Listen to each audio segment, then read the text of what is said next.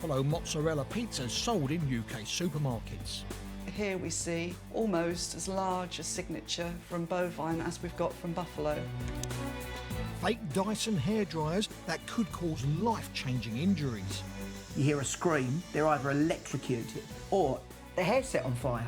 They've got a warrant to search this premises. A fake website racket that robbed innocent Brits out of tens of millions of pounds. The payment that I made was taken under false pretences. And is your little piece of celebrity memorabilia a real bit of history? This is authentic. Or a worthless fake? Well, that's not Daniel Craig. I'm at an auction house in Bristol to find out. Although you believe it to be genuine, it is in fact a fake.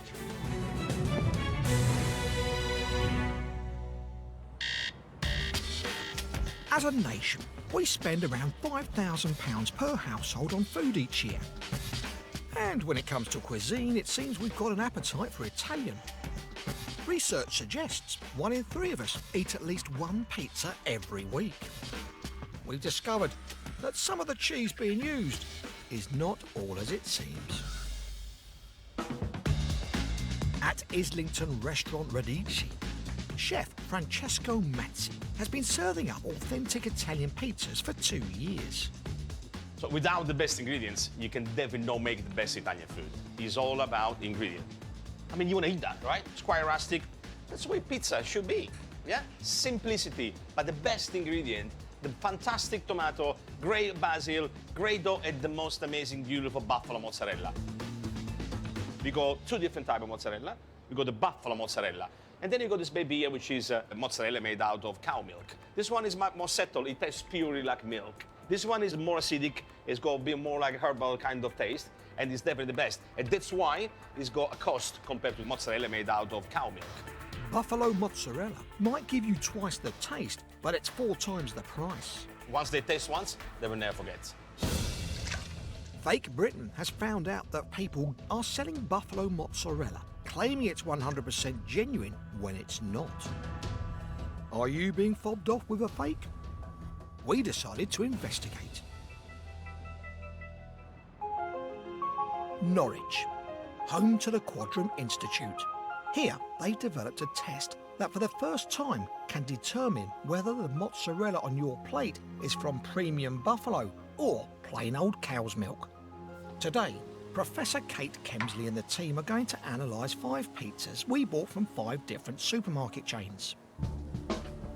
So the first thing we do is we excise a tiny amount of cheese from our samples, perhaps half a gram. Then we'll extract the protein component by mixing it together with various chemicals. And then we heat it in this hot block here, and that's the start of the extraction process. Then we put that digested sample into our mass spectrometer, and that can measure very accurately the mass of individual fragments. And it's so accurate that we can tell really clearly the difference between the buffalo signature and the cow's milk signature. The team test all 5 samples over the next hour, and the results are in. So this software we use to analyse our data and look for whether or not we've got the marker protein signature from buffalo or from bovine. And that's got a huge peak there from buffalo. And over here, we've got essentially nothing. In other words, we would accept this as being pure buffalo. The first 2 pizzas, one from Tesco and one from Waitrose, are genuine buffalo. But how with the one from the Co-op fair? And this is stated buffalo mozzarella on the packet, but here we see almost as large a signature from bovine as we've got from buffalo.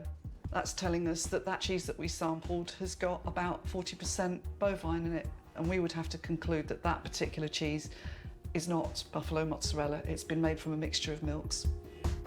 That's shocking. The Co-op pizza contains less than 2/3 of the premium buffalo cheese you're paying for. The pizza from another supermarket was inconclusive. Finally, it's the Aldi pizza. Its so-called buffalo mozzarella was made up of 48% cow's milk, the worst of the batch. That means a surprising 2 in 5 supermarket pizzas are faking it, claiming they're topped with buffalo mozzarella when they're not. Kate is far from impressed. You've got buffalo mozzarella, which isn't entirely made out of buffalo milk. It does mean that there's some form of economic substitution going on in the food supply chain, which means there's somebody mislabelling it somewhere. And that's not a good thing, because then you fail to have trust in the food supply chain. We contacted the Co-op about our findings, and they told us Food fraud is a serious crime, and the allegation that one of the ingredients we use is not authentic is very concerning and an issue we take very seriously. We have launched an immediate investigation and have suspended supply from Italy of this mozzarella whilst the investigation takes place. We also contacted Aldi about our findings, and they told us Our supplier has robust systems in place, and our tests on the product have confirmed that our buffalo mozzarella balls contain 98% buffalo milk, with the remaining 2% containing salt and other extracts. back in North London, Chef Francesco Mazzi is saddened that customers' taste buds, as well as their wallets, are being shortchanged by the fakes. Has to be buffalo mozzarella. You cannot cheat. If no, you're missing out on the flavor, you chuck your money in the bin. They shouldn't really do that. And Francesco's hearing about the fakes more and more. Sometimes the customer come back here and says, Francesco, I had the pizza at that place the other day. It wasn't right. Was something wrong with the cheese? And of course, it was a fake buffalo mozzarella.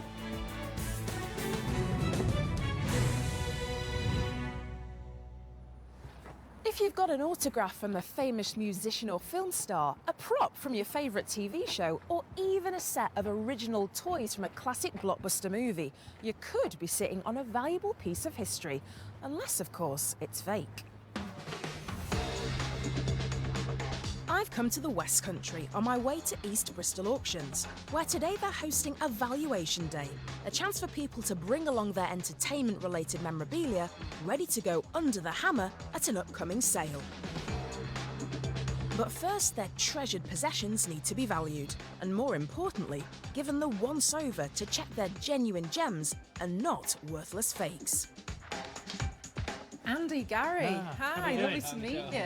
Autograph authenticator Gary King and auctioneer and valuer Andy Stowe are part of the team who'll be doing exactly that. Now, I'm really interested to find out more about entertainment memorabilia, because it is big business, isn't it? It is, yeah, very big business. And surely with something like this, there must be a lot of fakes out there as well as the real deal. Yes. Oh, yes. So what have you got to show me today? What are we looking at? I mean, we've got an array of stuff here, but we've got everything from vintage Star Wars toys, scripts, posters, props. We've got a whole kind of smorgasbord of things. Let's see these Star Wars toys. I mean, they look wicked. So this is a genuine carded Star Wars figure. Obviously, Star Wars is huge. It's one of the biggest franchises around, and it's a market that's completely fraught with fakes, replicas, and, you know, some very iffy kind of grey areas of what's accepted as a genuine collectible. This one is a genuine Star Wars figure, but he's got a replica or fake weapon, effectively. Really? And this one here, so it's called Double Telescoping Lightsaber. Now, what a name! Exactly. Now, one of these in their original packet just sold for £48,000. £48,000? Because of that.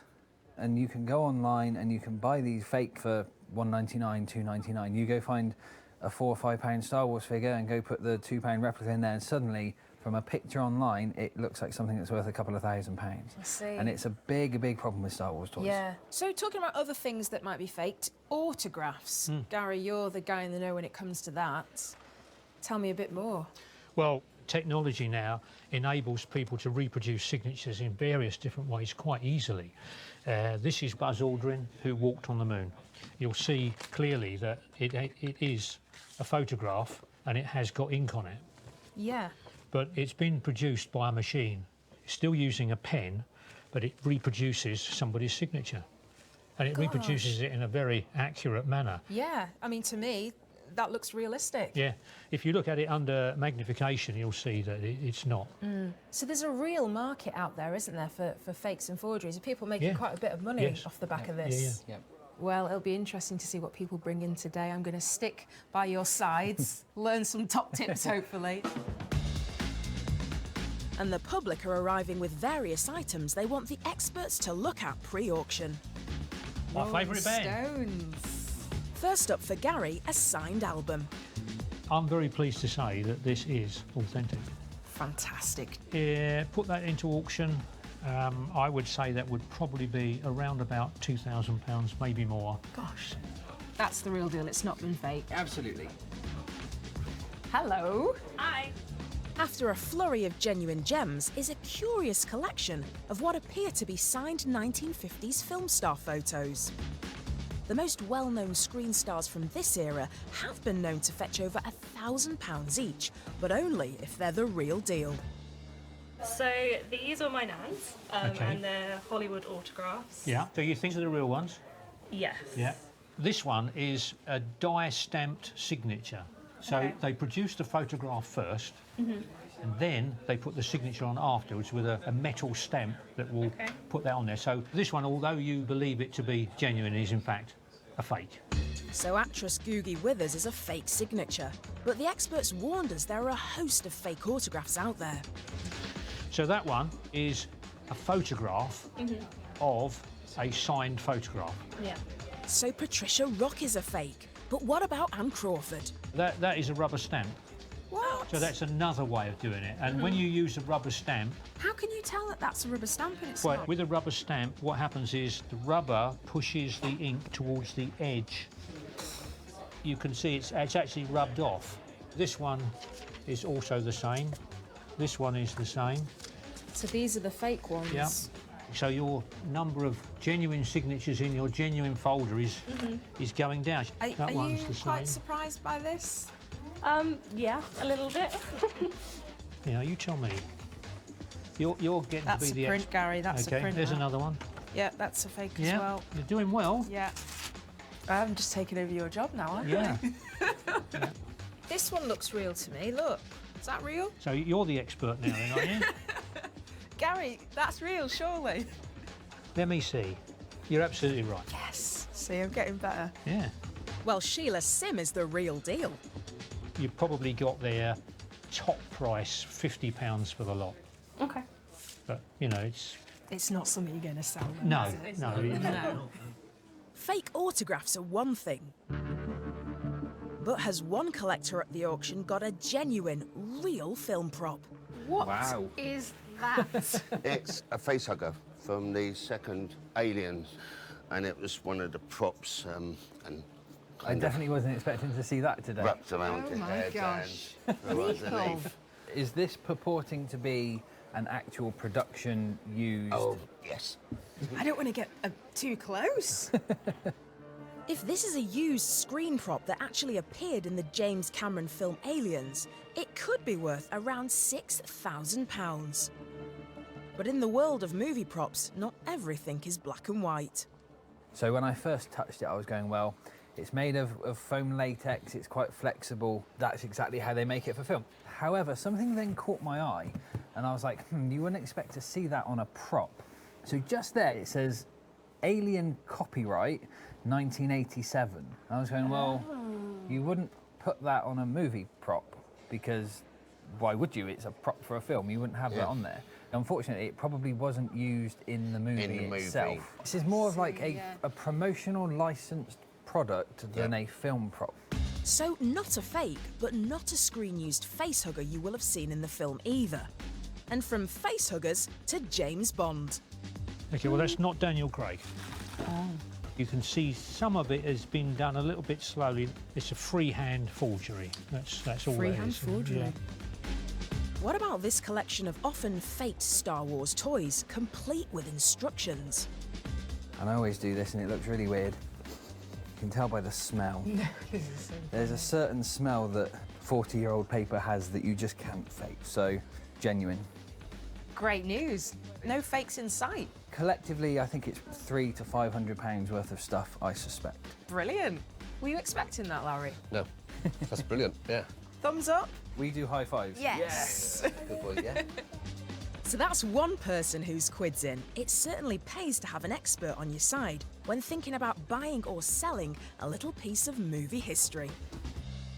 Well, if I've learnt one thing today, when it comes to entertainment memorabilia, if it's old, famous and valuable, chances are it's being faked. So next time you come across something that you think is a little piece of history, beware, as you might be being fooled by a fake.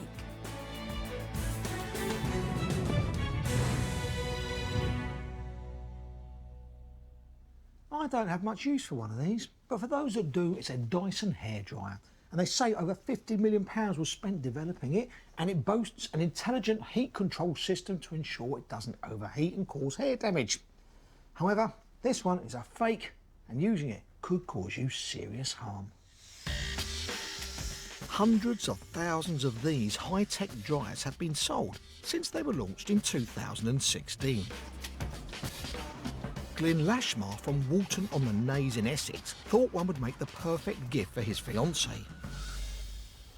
On the internet, looked up the top 10 best hairdryers, and my fiancée has frizzy hair, so I had to get something that was anti-frizz. But regarding the Dyson, it always came at the top, and that's the reason why I got it. Glyn found a UK-based website offering the model he was after for £295, and it even came with a free stand. He couldn't wait to give it to his other half. First impressions as soon as she opened it was fantastic. She loved everything about it. She took it out, she had a little look at it, and I know by her face she couldn't wait to go upstairs, wash her hair, and just use it. But her initial excitement didn't last for long. First reaction when she was using the hairdryer was it wasn't getting hot. It was blowing fine, but it wasn't hot. That's when an alarm bell kind of went off in my head. There might be something wrong here. So I decided to phone Dyson. But when Glyn told them the serial number printed on his hairdryer, there was a problem. He said, "Oh, hang on 1 second, I just need to check something." My heart was thumping. Spent all this money, she's happy, but when he came back on the phone, he said, "I am so sorry, but your Dyson is a fake." This fake present wasn't the surprise Glyn had hoped to give his fiancée. One of the things that straight away went through my head was, it's an electrical product. Has it been through safety checks? For all I know, the first time of my fiancée plugging this in, it could have set her hair alight. And these scenarios start going through your head. You're sitting downstairs, you hear a scream, you go upstairs, they're either electrocuted or the hair's set on fire. And it just angered me. It really, really, really angered me. But how common are these counterfeits? And how difficult are they to spot? It's 11 AM at Dyson's headquarters in Malmesbury in Wiltshire. We bought a suspected fake dryer online for £24 below the recommended retail price. Today, Dyson engineer Fred Howe will assess it. On the face of it, they could appear like a genuine Dyson machine. This is the genuine Dyson machine. This is the counterfeit. When we start looking a bit more closely, it doesn't fit into the box as neatly. The genuine dryer has a round Dyson branded plug. The fake has a plain grey one. So picking up the real Dyson Supersonic, taking off the filter, and you can see that where there's the split lines around the part, it's well sealed, so it works well as a filter. And then looking at the counterfeit, I can see the quality is much lower. You can see there's a really big gap in the filter. So these are some really easy giveaways, really, with this counterfeit. It's suspected fakes like these are manufactured in the Far East. In China, the authorities recently busted a factory estimated to be knocking out thousands of these counterfeits for as little as £13.50 each. We can't guarantee that what you're getting from a counterfeit is good performing or even safe, and that's worrying for us. We've sent the dryer to be examined at Kewa Blackwood, an independent test house in Wales. It's being scrutinised by engineer Lee Picton. All hairdryers generate heat, so genuine ones are fitted with a safety device called a thermal cutout, which stops the product from getting too hot. Apply the sheet here. What that should do is restrict the airflow through the hairdryer and hasn't got any safety thermal cutouts. What we should see is the heat build up.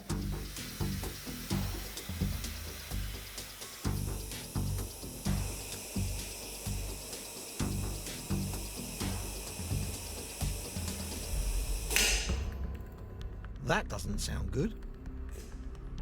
Obviously, we had quite a large bang, so something has gone short-circuit inside. As Lee opens up the dryer, it doesn't take him long to find the problem. Because the thermal fuse didn't operate, heat generated in this area has caused a component to go short-circuit, and this is why you're seeing this charring effect on the PCB.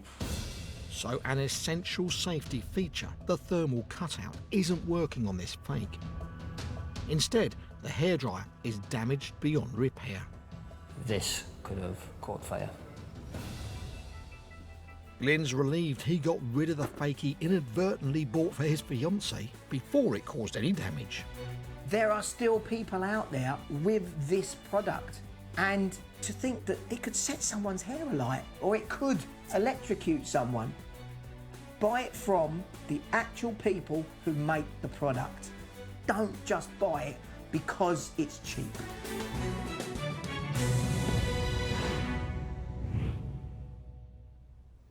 If you need to pay your car tax, renew your passport or apply for a visa, nowadays you're encouraged to do it all online via the government's website. It can certainly be more convenient and sometimes it's cheaper too. Unless, of course, the site you visit turns out to be fake. As we've discovered, criminals have been creating copycat websites and making a lot of money out of you and me. In Glasgow, family man John Forbes desperately needed to get a European health card that entitles EU citizens to free healthcare in member states for his son who was ill overseas.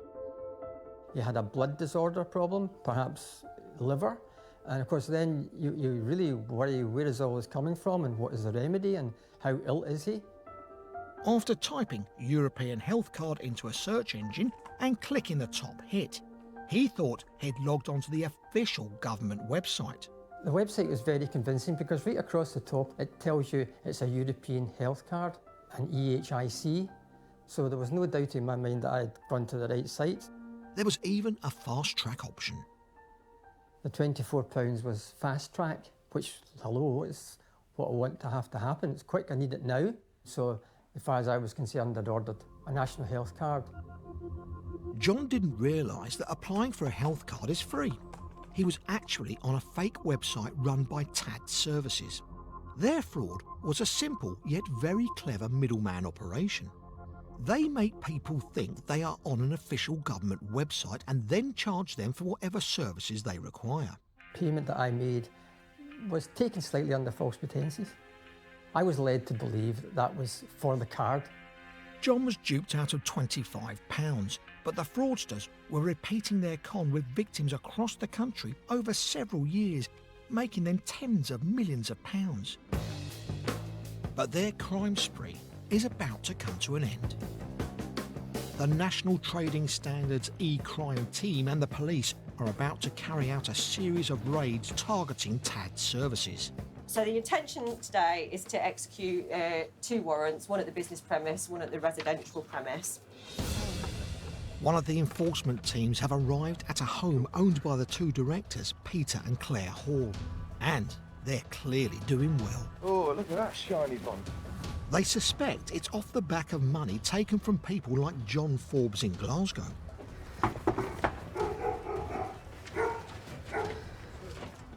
Hi, Mrs. Hall. We've got a warrant to enter these premises. Right. Meanwhile, the other team arrive at the building where they suspect the multi-million-pound fake website racket is operating from. We're just going to go into the premises now and execute the warrant and hopefully find the individuals there. Hello there, are you Unit 2? It's over there. Are you this Unit 2 though? Yeah, but it's over there that you need. Oh, okay. Well, so no, but this is Unit. So. Which business is this? Over there, that's what you need. The main. Okay, basically, the on main piece of building. empty for Winchester Police Station. Okay, we've got a Right. warrant to search this premises. Okay, it's Unit 2, the old stables. So we're going to come in at the moment Right, and have a little look around. Okay. Can I start everyone to stop using their sort of mobile phones, any computer devices, please? I'm from the National Trading Standards e-crime unit. We have a warrant to search these premises in relation to TAD Services. The man in the pink polo shirt is Peter Hall, company director and one of the targets on this suspected fake website operation. So we're going to execute this warrant today. We're going to do a search. You will be arrested today. Start the search now if that's okay. What should you for? We'll discuss it further at the police station. Okay. If that's all right. Yeah, no problem. Okay. With the ringleader in custody, the computer forensic team get to work on the servers. They're looking for evidence of how this company has taken money from consumers like John in Glasgow and hundreds of thousands of others. And they don't have to look far. This is all visas and stuff. Identity licenses? Yeah, fishing rods, okay. It looks like they've got the fraudsters hook, line and sinker.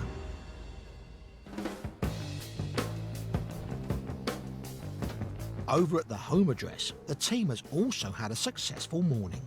We seized various documentation and some financial information.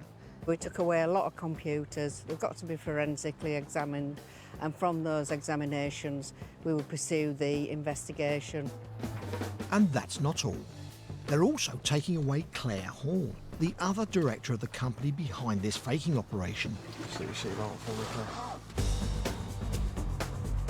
And there's something else the team would like to seize today. They're fancy cars that amount to over £250,000. Hasn't got any finance, therefore we are going to seize it as part of the investigation under our money laundering powers. His part in this £37 million fraud, the ringleader, Peter Hall, received a 15-year prison sentence, with his wife Claire Hall and 5 others receiving a combined prison sentence of 23 years and 7 months. John's son made a full recovery, but he's saddened to learn other companies operating similar scams are still out there trying to rip us off. If I can stop myself from giving them my money, I certainly will in the future, and everybody else should be doing the same thing.